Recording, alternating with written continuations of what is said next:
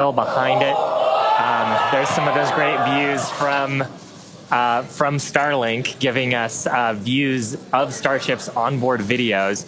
And so we're hoping that the Starlink on board will let us, just like we're seeing these videos now, see through that plasma field by maintaining a continuous communication lock with the satellites on orbit through the wake that Starship leaves behind.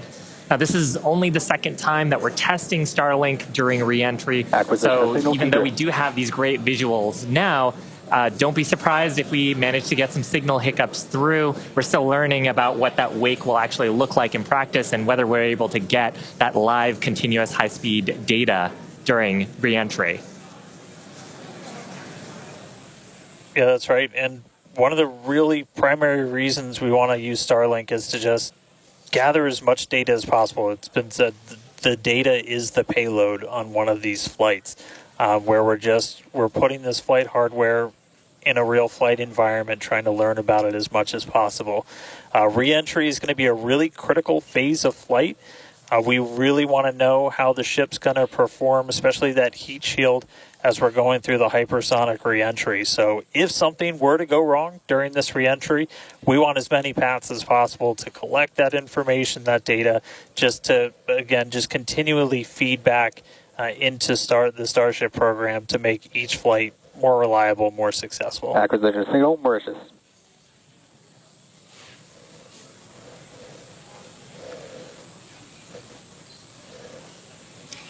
Now, if Starship manages to make it all the way through re-entry, we'll collect valuable data on Starship flying through the Earth's atmosphere at hypersonic speeds, meaning more than 5, or at this point, will be more than 5 times the speed of sound. Now we're watching these live views, HD views by the looks of it, thanks to Starlink. You can see that the flaps there on the ship might be actuating.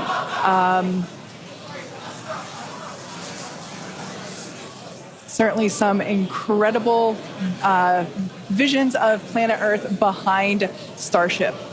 Now, we've already validated Starship's ability to fly and land at subsonic speeds. You might recall those suborbital flights from a few years ago, and we can see those flaps there.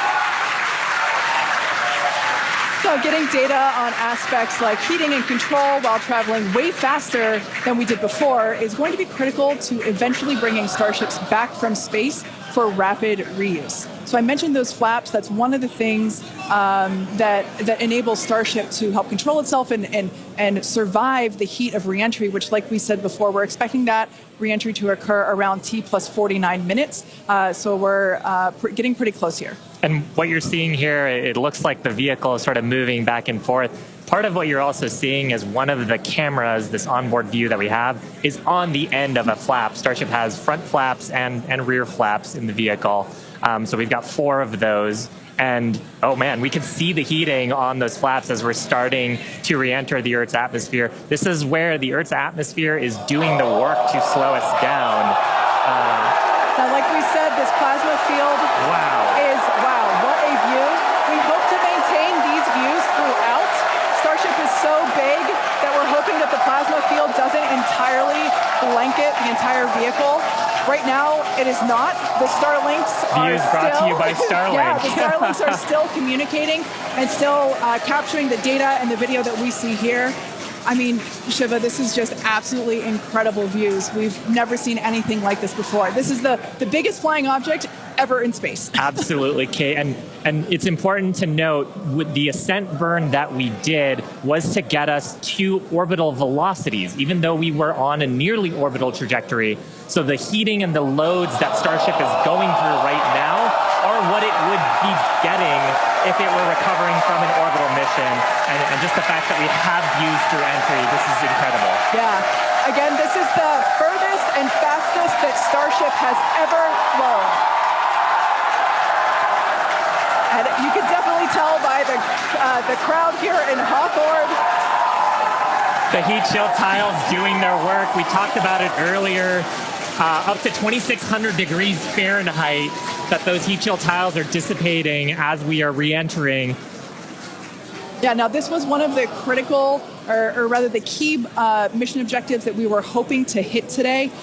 We have never, like I said before, this is the fastest and furthest that Starship has ever flown.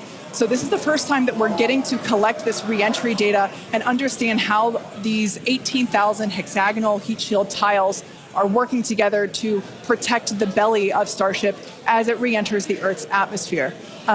Once again, the atmosphere is doing us a big favor here by 80 kilometers altitude. The atmosphere is actually doing us a huge favor here by acting as a braking system for Starship as it re-enters the atmosphere. And that's part of the reason why the flaps are so important. We're using the body of Starship and the drag from the atmosphere to slow us down from orbital speed. But you want the vehicle to remain stable. You want those heat shield tiles pointed down so they can absorb the heat of the Earth's atmosphere.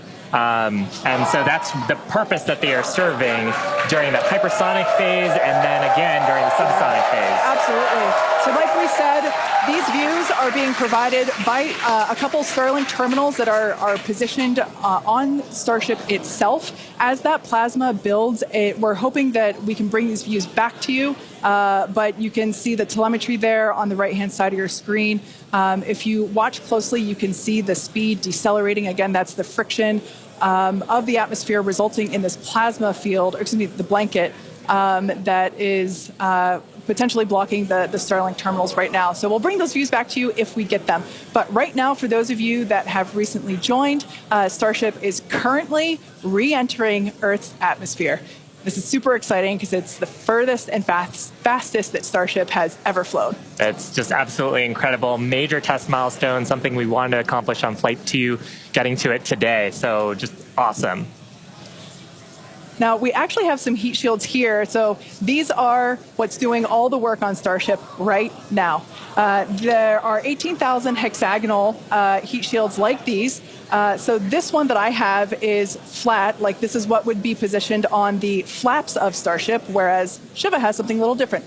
Yeah, the one I have would be on the curved surfaces of Starship. I'll just put it in frame here. So we've got these attached at various points around the vehicle. Like you said, Kate, 18,000 of these tiles around, and they're doing the work to make sure that the structure of the vehicle doesn't carry all that thermal load so we can recover the vehicles eventually and get to rapid reuse on them. They're really lightweight. They sound a little different than I would have expected them to, but they are ceramic.